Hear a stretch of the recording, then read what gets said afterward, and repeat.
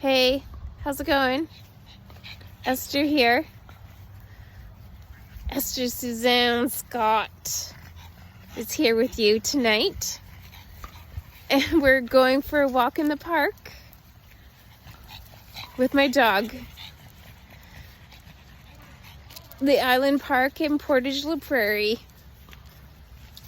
And it's a wonderful evening. Wonderful weather. Minus the air is not so nice. Yeah, I decided to do something adventurous, like talk to my phone and go for a walk, see what nature has to offer tonight before I pack it in, go to bed, do it all again tomorrow. Yeah, such a great honor to have this freedom to be able to go for a walk. I guess I could take this opportunity to thank my friends and family for helping me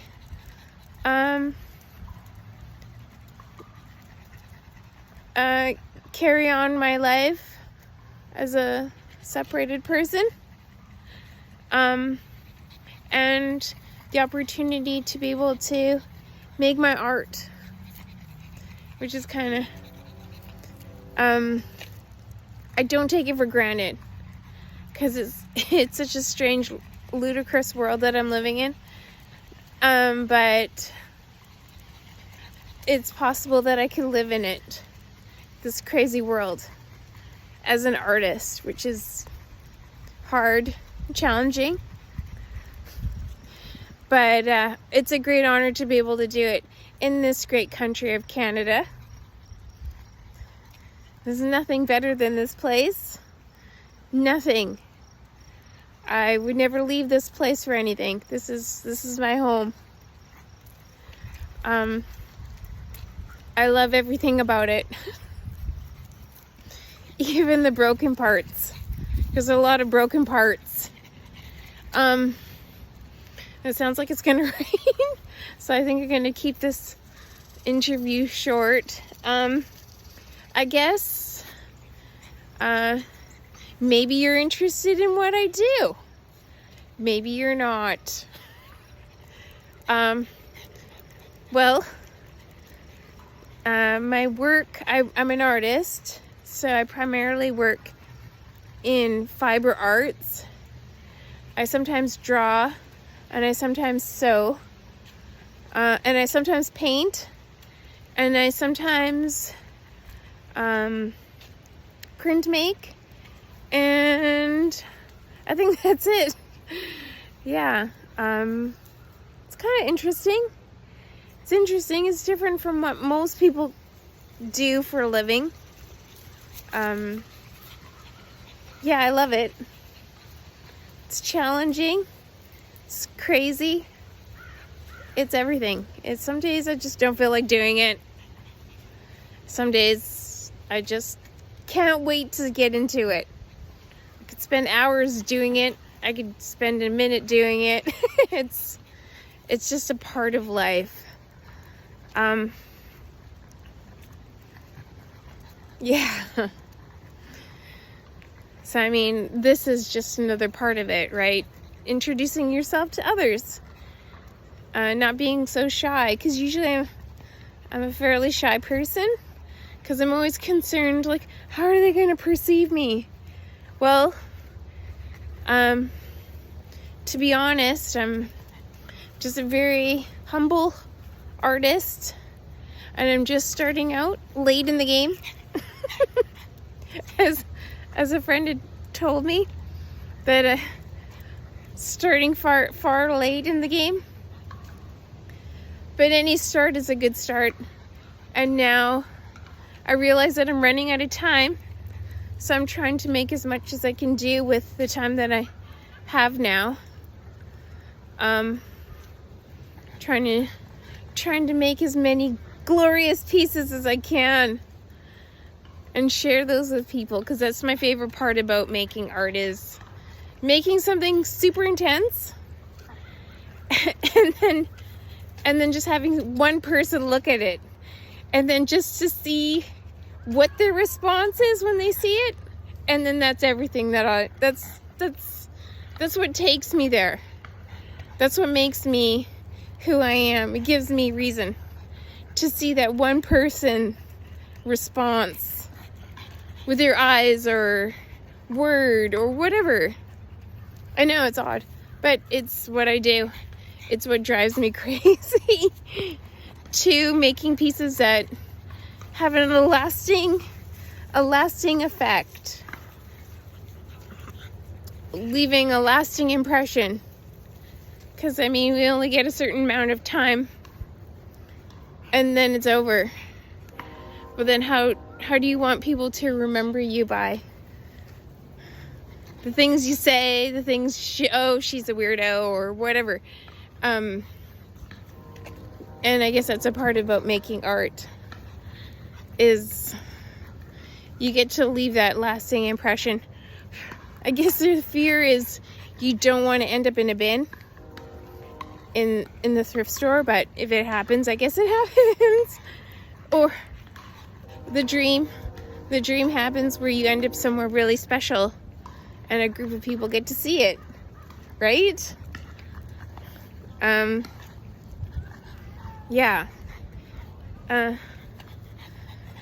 So usually I'm very quiet, because when it comes to art making, it's about making it.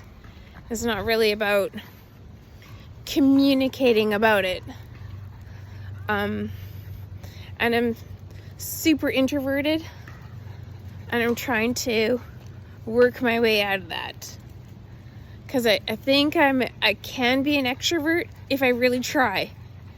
It is a challenge. Because I don't know what it must have been when I was a kid. I would just make art in my own space and just be happy doing that. Yeah, so that's where that ends.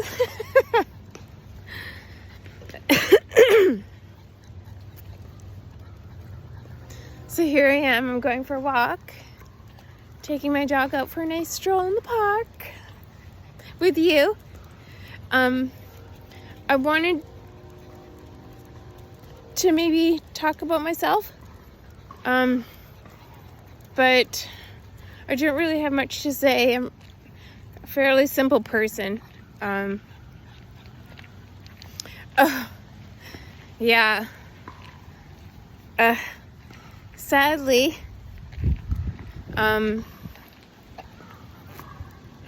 realized, or was intervened to realize, that I suffer with a mental illness.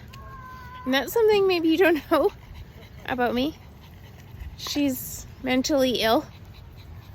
I was diagnosed with bipolar disorder in my 20s, and I shrugged it off, and I said it wasn't me.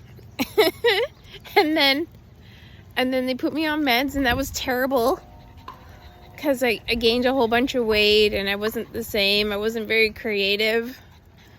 It was really hard. And then later, like after I had kids, I had an issue again, and a number of hospital visits, and that was the worst. And me refusing every time that I'm not mental, and every time they're like, you're mental. So finally in London, I got treated. Long story short, long story short. And then I got treated for bipolar disorder. And then they gave me some medication, a lot.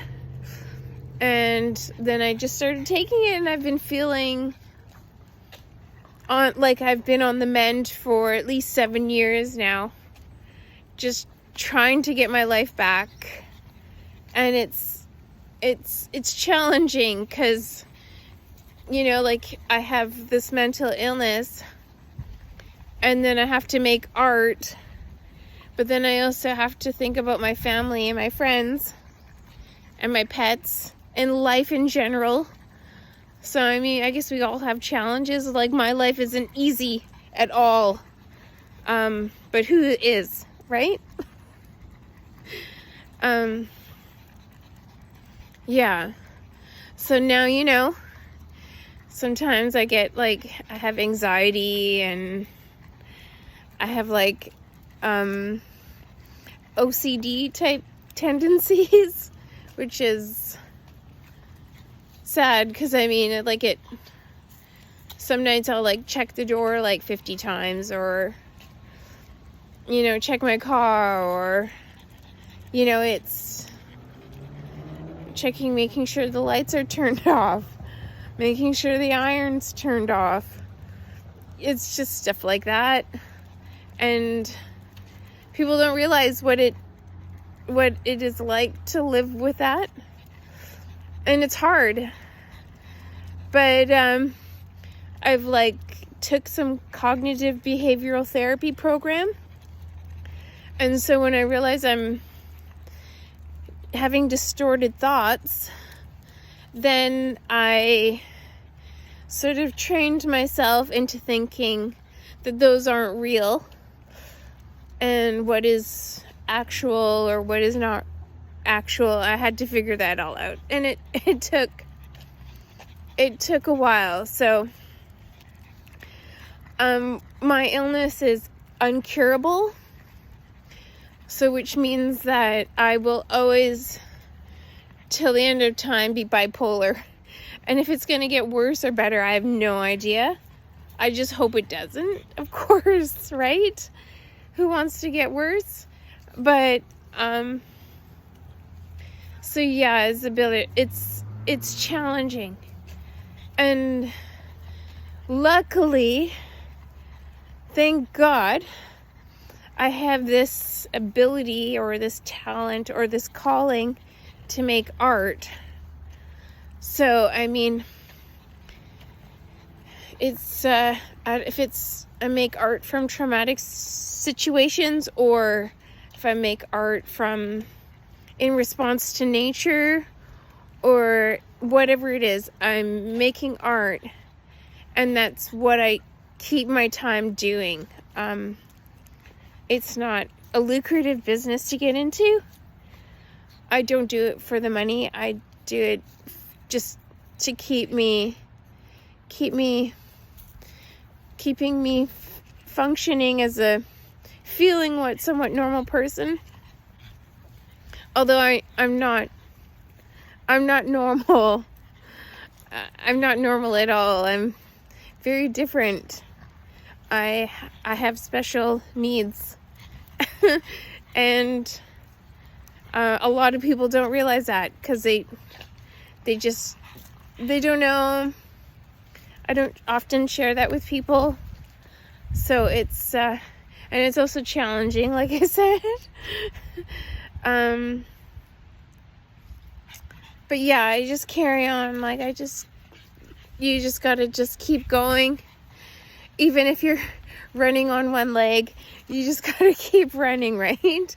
Or whatever. You gotta just keep trying to survive and trying to keep above the water. And it's hard because now everything's so expensive, and just to do anything nowadays, it just costs so much money. And it's just hard because I you know, I'm trying to manage, and I guess everybody's having a difficult time. I'm not complaining because I think I'm in a really good spot right now. I really love it here in Portage. I've never been so happy in my life. Like, I go to church here, and the people at the church are so wonderful. They're so supportive, and I got involved with St. Mary's Anglican Church, and I love them. They're like family to me, and they care about me, and I love them so much. And I love the pastor and everything about it, the architecture of the building. It just takes me back to Westminster Abbey every time.